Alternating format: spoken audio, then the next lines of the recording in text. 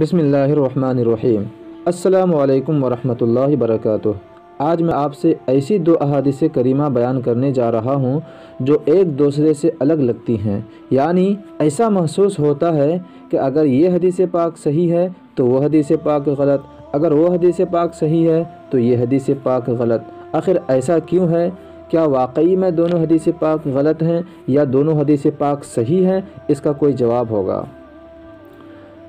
آئیے میں پہلے آپ کو حدیث پاک بتاؤں۔ پہلی حدیث پاک حضرت ابو ہریرہ رضی اللہ تعالی عنہ روایت کرتے ہیں۔ اس حدیث پاک کو امام بخاری رحمۃ اللہ تعالی علیہ نے اپنی کتاب صحیح بخاری شریف میں 26 نمبر پر بیان فرمایا ہے، اور دوسری حدیث پاک حضرت عبداللہ بن عمرو رضی اللہ تعالی عنہما روایت کرتے ہیں۔ اس حدیث پاک کو امام بخاری رحمۃ اللہ تعالی علیہ نے اپنی کتاب صحیح بخاری شریف میں 28 نمبر پر بیان فرمایا ہے۔ حضرت ابو ہریرہ رضی اللہ تعالی عنہ روایت کرتے ہیں کہ رسول اللہ صلی اللہ تعالی علیہ وسلم سے پوچھا گیا کہ کون سا عمل افضل ہے؟ آپ صلی اللہ تعالی علیہ وسلم نے ارشاد فرمایا، اللہ اور اس کے رسول پر ایمان لانا۔ کہا گیا یعنی پھر دوبارہ پوچھا گیا، پھر کون سا عمل افضل ہے؟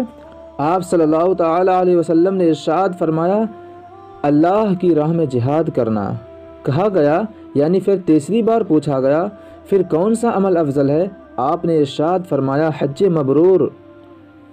دوسری حدیث پاک یہ ہے، حضرت عبداللہ بن عمرو رضی اللہ تعالی عنہما روایت کرتے ہیں کہ ایک شخص نے رسول اللہ صلی اللہ تعالی علیہ وسلم سے سوال کیا کہ اسلام کا کون سا حکم سب سے اچھا ہے؟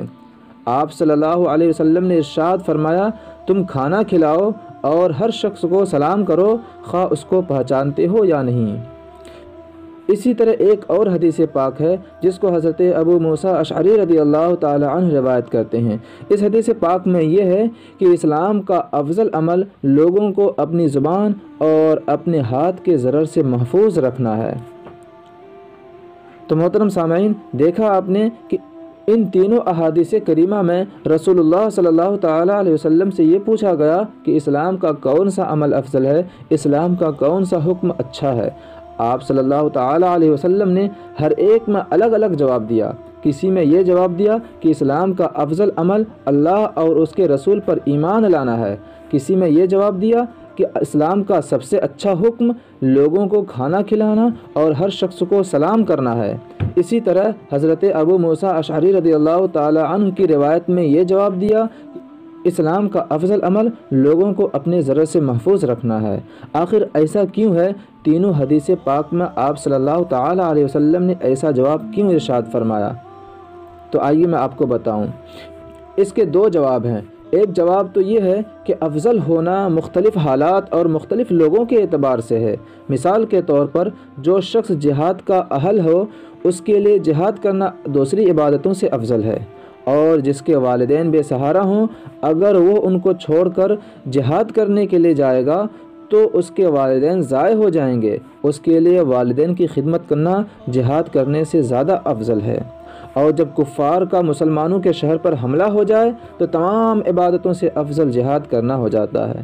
ایسے ہی اگر کوئی شخص لوگوں کو تکلیف دیتا ہے تو اس کے لیے لوگوں کو اپنی ضرر سے محفوظ رکھنا یہ اسلام کا سب سے اچھا عمل ہوگا۔